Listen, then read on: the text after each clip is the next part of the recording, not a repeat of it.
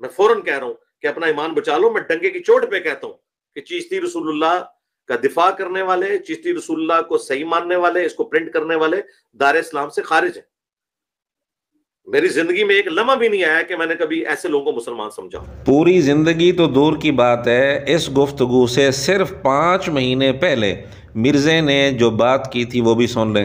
ہمارے نزدیک تو جنہوں نے اپنے ناموں کے کلمے پڑھوانے والے بزرگوں کی کتابیں چھاپی، ان کا جھوٹا دفاع کیا، تو ہم تو انہیں بھی بدعقیدہ سمجھتے ہیں، لیکن ان کی برائی کا وبال انہی کے اوپر ہے. سیدنا عثمان نے جو فتویٰ دے دیا ہے ہم اس کے پیچھے ہے. صحیح بخاری 695.